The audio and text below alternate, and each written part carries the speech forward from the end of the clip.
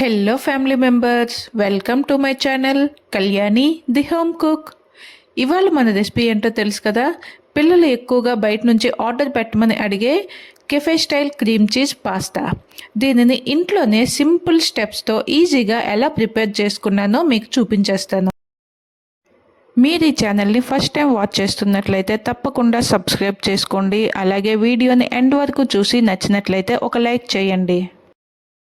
నేను ఇక్కడ 1 kg ఆటా pasta అయితే తీసుకున్నాను. దానిని కుక్కర్లో వేసి ఇలా మునిగే వరకు చాలా ఎక్కువ వాటర్ని అయితే పోసి కొంచెమంతా సాల్ట్ ఆయిల్ వేసి 1 విజిల్ పెట్టుకున్నాను. ఎందుకంటే ఇక్కడ పాస్తా అనేవి కొంచెం బాగా కుక్ అయితేనే పిల్లలు తినడానికి ఈజీగా ఉంటాయి. అందులోనూ ఆటా పాస్తా కొంచెం హార్డ్గానే ఉంటాయి. ఇలా కుక్కర్లో పెట్టుకుంటే అవి సాఫ్ట్గా కుక్ అవుతాయి. ఇంకా పిల్లలు తిన్నా కూడాను వాళ్ళకి ఈజీగా డైజెస్ట్ అయిపోతుంది.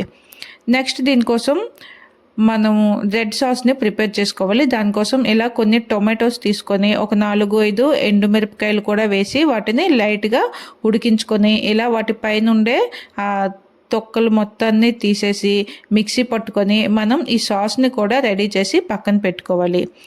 నెక్స్ట్ మనం ఈ సాస్ రెడీ చేసుకున్న తర్వాత నేను ఇక్కడ పాస్తాలో చికెన్ని కూడా వేయాలనుకుంటున్నాను. అందుకని చెప్పి నేను ఇక్కడ కొంచెమంత బోన్లెస్ చికెన్ని తీసుకున్నాను. అవి చిన్న చిన్న పీసెస్గా కట్ చేసుకుని బాగా వాష్ చేసుకున్న తర్వాత కొంచెమంట నిమ్మరసం పిండి, సరిపడా ఉప్పు, కొంచెమంట మిరియాల పొడి వేసి దీనిని కూడా స్టవ్ పైన పెట్టి కొంచెం ఆయిల్ కానీ బటర్ కానీ వేసి ఈ చికెన్లో ఉండే వాటర్ మొత్తం రిలీజ్ అయ్యి అది బాగా ఫ్రై అయిపోయి దగ్గరికి చక్కగా చికెన్ పీసెస్ ఫ్రై చేసుకుని ఈ చికెన్ పీసెస్ని కూడా పక్కన పెట్టుకోవాలి.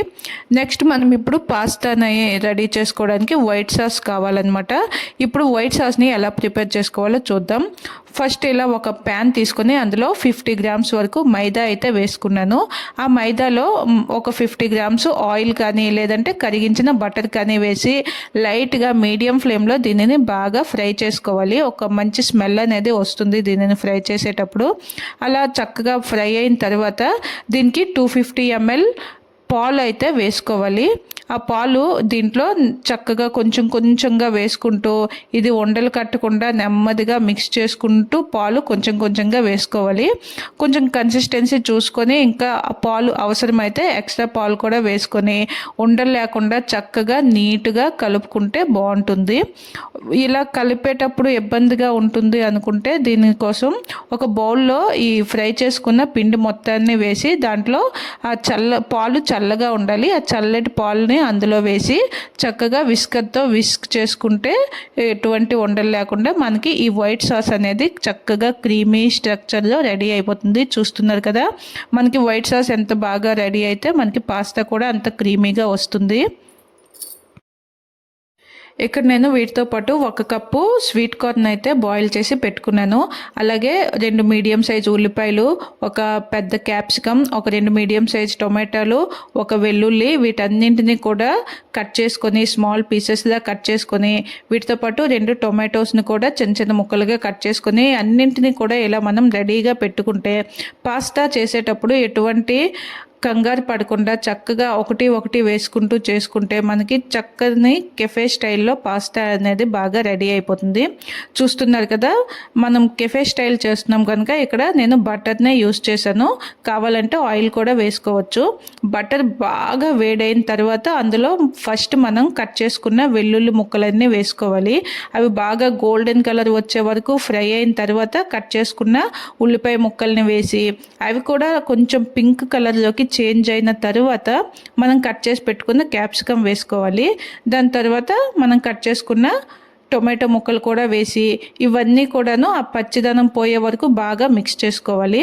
తర్వాత దీంట్లోనే మనం ఫస్ట్ ఉడకపెట్టి ఉంచుకున్న స్వీట్ కార్న్ కూడా వేసుకోవాలి. వేసి అన్నింటినీ కూడా బాగా ఇలా మిక్స్ చేసుకోవాలి. ఆహా, చూస్తున్నారు కదా ఎంత బాగా కనిపిస్తున్నాయో. ఇవన్నీ ఇలా బాగా ఫ్రై అయిన తర్వాత మనం ముందుగా ఫ్రై చేసి పెట్టుకున్న చికెన్ పీసెస్ని కూడా ఇందులో వేసి వాటిని కూడా బాగా మిక్స్ చేసుకోవాలి. తర్వాత దీనిలో సరిపడా ఉప్పు వేసుకోవాలి. ఉప్పు మనం చూసుకొని అడ్జస్ట్ చేసుకుంటూ వేసుకోవాలి. ఎందుకంటే పాస్తాలో మనం ఆల్రెడీ ఉప్పు వేసుకున్నాం కదా. అలాగే చికెన్లో కూడాను ఫ్రై చేసుకునేటప్పుడు సాల్ట్ వేసుకున్నాము.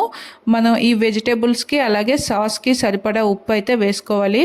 అవసరం అనుకుంటే కొంచెం రెడ్ చిల్లీ పౌడర్ని కూడా వేసుకోవచ్చు. నేనైతే చిల్లీ ఫ్లేక్స్ వేస్తాను అని చెప్పి చిల్లీ పౌడర్ని అయితే వేయలేదు. ఈ ప్రాసెస్ మొత్తం కూడాను ఫ్లేమ్ అనేది హైలో పెట్టుకునే చేయాలి. చూసారు కదా, స్టార్టింగ్ మనం ఆయిల్ వేసినప్పటి నుంచి కూడా ఫ్లేమ్ అనేది హైలోనే పెట్టుకోవాలి. ఇప్పుడు ఇవన్నీ బాగా ఫ్రై అయిన తర్వాత మనం రెడీ చేసి పెట్టుకున్న రెడ్ సాస్, టొమాటో సాస్ ఉంది కదా, అది తర్వాత మనం ప్రిపేర్ చేసుకున్న వైట్ సాస్, ఈ రెండింటిని కూడా వేసి చక్కగా బాగా మిక్స్ చేసుకోవాలి. ఈ సాసులు ఇలా బాగా మిక్స్ చేసుకునేటప్పుడే మనకు ఆ స్ట్రక్చర్ అనేది నీట్గా క్రీమీగా కనిపిస్తుంది. ఇవి కొంచెం బాగా ఈ వెజిటేబుల్స్తో పాటు బాగా కుక్ అయిన తర్వాత మనం ముందుగా ఉడకపెట్టి ఉంచుకున్న పాస్తాను కూడా ఇందులో నెమ్మదిగా కొంచెం కొంచెంగా వేసుకుంటూ బాగా మిక్స్ చేసుకోవాలి. చిన్న పిల్లలు ఉంటే కనుక ఈ పాస్తా, నూడిల్స్ ఇలాంటివి మైదావి అవాయిడ్ చేసి ఆటావి యూస్ చేయడం చాలా మంచిది. అలాగే వీటిని నూడిల్స్ కానీ ఈ పాస్తా కానీ వీటిని కుక్ చేసుకునేటప్పుడు కొంచెం బాగా సాఫ్ట్గా అయ్యే వరకు కుక్ చేసుకోవాలి.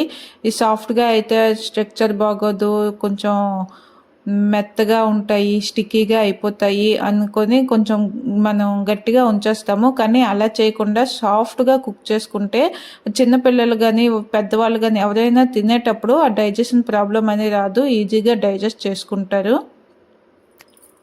చూసారా, పాస్తా అంతా కూడాను సాసు మొత్తాన్ని ఎలా అబ్జర్వ్ చేసుకుందో.